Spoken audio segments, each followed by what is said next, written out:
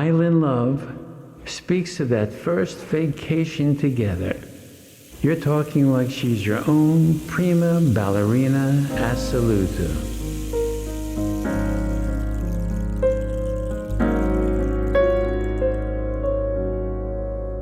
I never knew true love till you. I never knew till I met you. The quiet comfort of reading in bed. Romantic notions linger in my head. Running my fingers through your hair.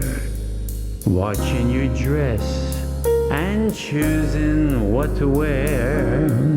The way you turn to me to say, let's play hooky and cuddle all day.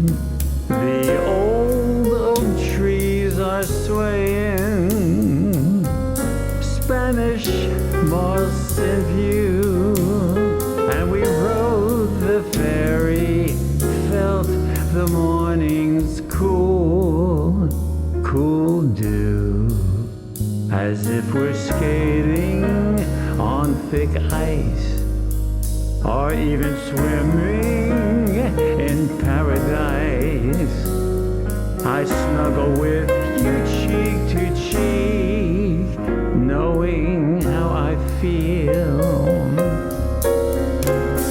We watch the dolphins' balletic leaves.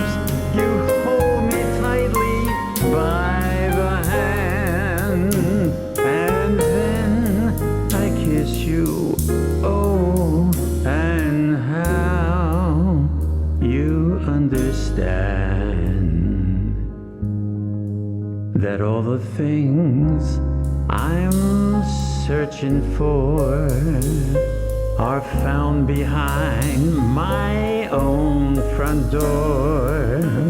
The only island love I need is here with you, whom I adore.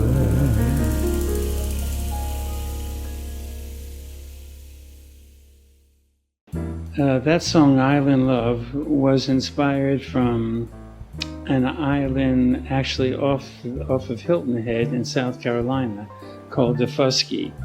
I was impressed with a lot of the images that I saw there, and that's what I tried to recreate during this song. Just to change the topic, however, a little bit, I want to talk about another situation that I saw over in France with a patient that had Parkinson's disease.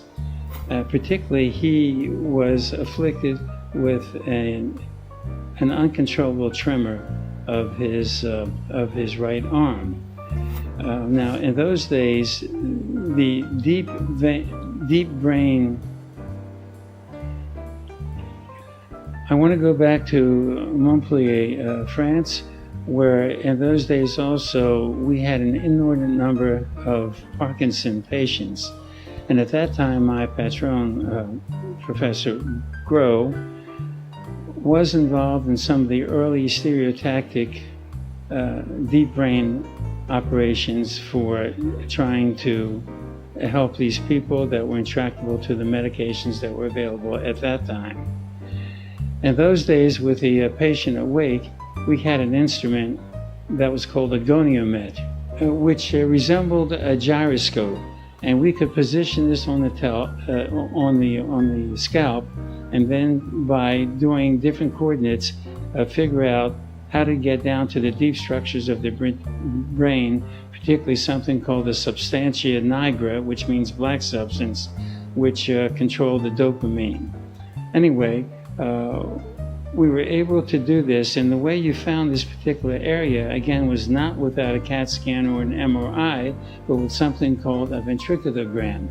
This was a fairly nasty type of neurodiagnostic study, where I would put the patient in a seated position, bend them forward, and then do a spinal tap. and then I would inject air into his back, which would then flow up into the brain, into the various cavities of the ventricular system of the brain. By manipulating the air different ways, we could figure out where the different major areas of the deep brain structures were. Once we confirmed this, then we would put a catheter into the brain, into that position, and stimulate it. And once you did that, you would have the patient count from 10 down to 1 backwards. And what you could do by increasing the voltage, when they started counting, this was sort of an associated speech area, and with increase of the voltage, their speech would speed up considerably, and that would let you know that you were in the proper area. Once the proper location was identified, then on a probe, we would insert a little curved surgical scalpel and then make a slight incision into this particular area. Now, the first time I witnessed this was really quite remarkable. The patient, as I mentioned, had a terrible tremor, a fine tremor that just wouldn't stop. And immediately with cutting with these fibers, there's immediate, abrupt stopping of his tremor, which didn't return. It may have returned any number of months or years later, but it certainly didn't return at that time. So then we closed them up satisfactorily, and this operation did work very effectively for a number of the types of Parkinsonisms, but not for every type and not for all the signs of Parkinsonism. Anyway, afterwards, Professor Groh did show me an x-ray of a previous patient, and he said, "Is there anything unusual about that x-ray?" And I looked up and I saw in this deep brain area a little small curved shadow. So I thought it was just some scar tissue, maybe from the surgery. And what he said, no, not quite. It was the blade itself had broken off and it was embedded deep in his brain, never to be removed. But since it was sterile, it really didn't do anything. And it wasn't in any part of the brain that causes seizures or anything like that. But that was an interesting comment to what can happen in these early surgeries.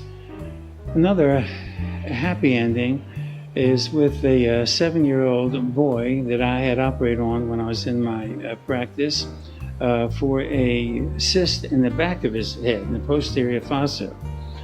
I opened up and drained this and resected this cyst and then put in a shunt going from the back of his head to his belly to divert the flow of any accumulation of fluid. This worked well, but over a number of years, these shunts do have a habit of blocking off because there's something called a proteinaceous coagulum, which is just some material that sort of collects and it's sort of cheese-like, and it will block the flow of the fluid through these catheters, which are really only about 1 or 2 millimeters in diameter. Anyway, any surgeon who's done this kind of work knows that they can become blocked and they have to be revised. I followed him over the years and revised it a few times. He did go to high school and was getting ready for his high school graduation, and in the morning of his graduation, the shunt blocked.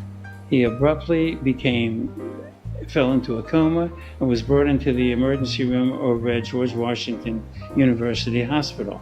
I went ahead in the early morning and revised the shunt, changed it, and opened the shunt. He did awaken right away, and happily to say he was able to graduate that evening with his class with his head in sort of a little bit of a turban underneath the traditional tasseled black graduation cardboard cap.